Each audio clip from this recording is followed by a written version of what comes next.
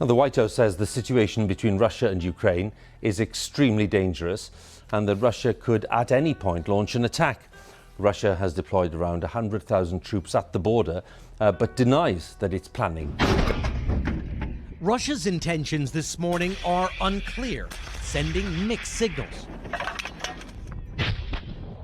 Russia says it has pulled back some troops away from Ukraine. It's the third time in 2 months it's made this claim. Russia insists it's merely conducting military exercises with no intention to invade, with Ukrainian officials expressing skepticism. Russia put out yet more video it says shows its forces pulling back from Ukraine's borders, claims the U.S. slams as false, with President Biden now warning the threat of a Russian invasion is very high. It's very high. Why? It's very high because they have not moved any of their troops out. They've moved more troops in. My sense this will happen within the next several days. The president spoke to our Lester Holt about the rising tensions in Eastern Europe and warned Americans that the situation could intensify at a moment's notice. American citizens should leave now. We're dealing with one of the largest armies in the world. It's a very different situation and things could go crazy quickly. Tonight, a barrage of artillery fire increasing in war-ravaged Donbass, with more than 1,500 explosions in just the past day. With the U.S. now warning Vladimir Putin has decided to invade Ukraine in the next few days, the Russian president with his strongest show of force yet at a missile test launch in neighboring Belarus. A Fox News alert, dramatic video as a Fox News crew is on the ground when Russia separatists fire artillery rounds in Ukraine. Our own Trey Yingst witnessed that chaos firsthand. The U.S. official told NBC News that Russia has already assembled 70% of the forces it would need for an invasion of Ukraine. To the citizens of Russia, you are not our enemy. And I do not believe you want a bloody, destructive war against Ukraine, a country and a people with whom you share such deep ties of family, history, and culture. And we want to take you live now to Kiev. You can probably hear there what is a siren now sounding in the capital there. The Kiev mayor also urging citizens to stay home after explosions were heard in the capital. Let's just listen in for a moment there. It was unprovoked. But this is what Russian President Vladimir Putin unleashed on Ukraine as the sun came up this morning. A missile striking an industrial park in western Ukraine. A helicopter assault on an airport outside of Kiev. Close, intense fighting. And there are civilian casualties. U.S. and British intelligence say the Russians are facing resistance that they didn't think they'd face on day one. The Ukrainian government is handing out rifles for every able-bodied male to defend his country. С тяжелого стреляют в сторону домов. С гранатомета сейчас бьет. Пиздец, стреляй. Russian troops are attacking residential areas in Kharkiv. After the occupiers failed to take over the city, they decided to level it with the ground.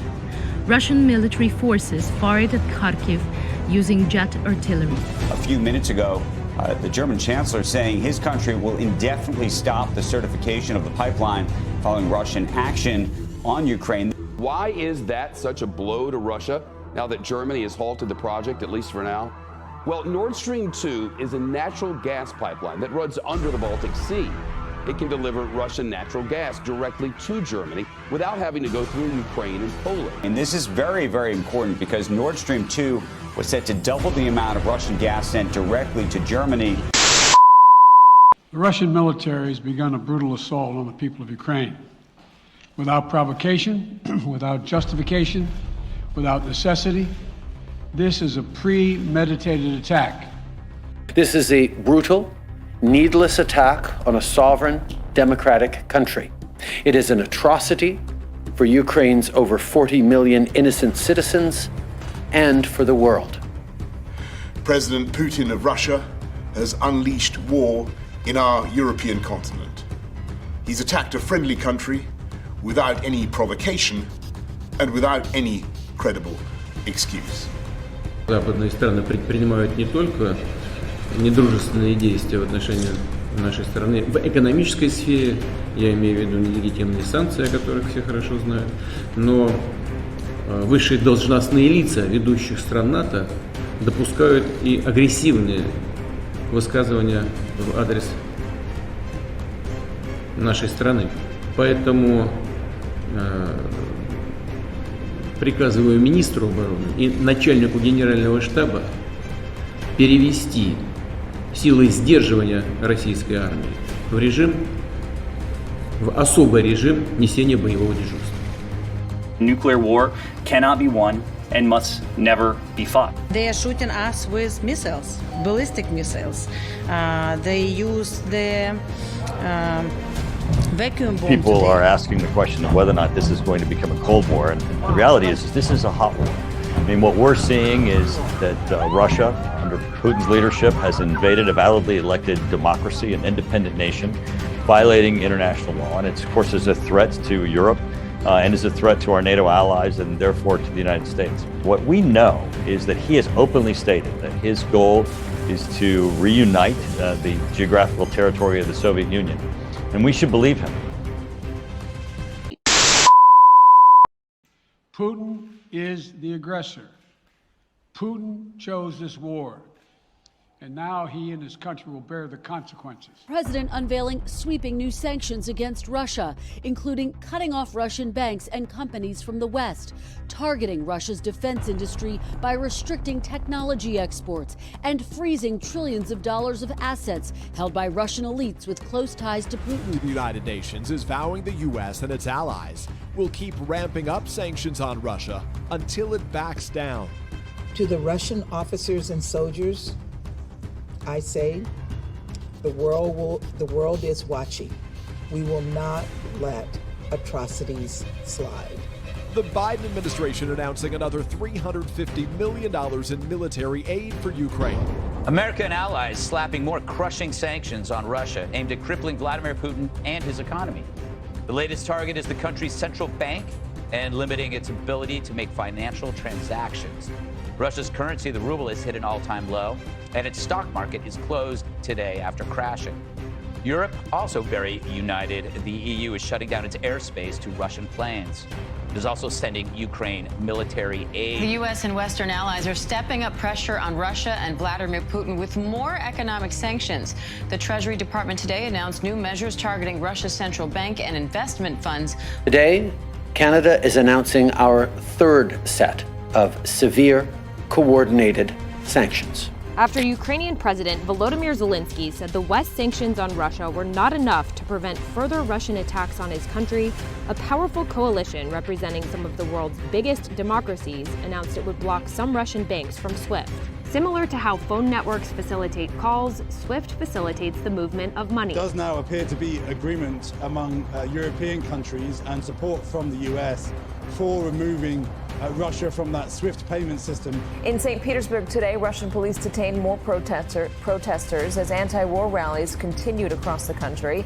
It adds to the thousands of arrests at anti-war protests since Thursday morning. Ukraine is not going down without a fight. Skirmishes lit the night sky over Kyiv as invading Russian soldiers meet stiff resistance. That fireball is a Russian plane downed by surface-to-air missiles. The sound of gunfire could be heard echoing across the capital. Blaring sirens warned of air attacks, sending people running for shelter.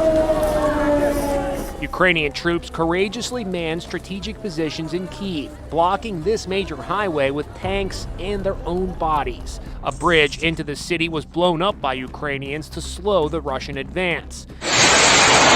Ukraine is claiming to have killed 1,000 Russians, and there is evidence the invaders have, at least for now, lost the momentum. Make no mistake, Mr. Putin still has at his disposal significant combat power. He hasn't moved all of it into Ukraine, but he's moved the majority of it. A convoy of Russian tanks, artillery, and support vehicles on the outskirts of Kyiv, now estimated to stretch more than 40 miles.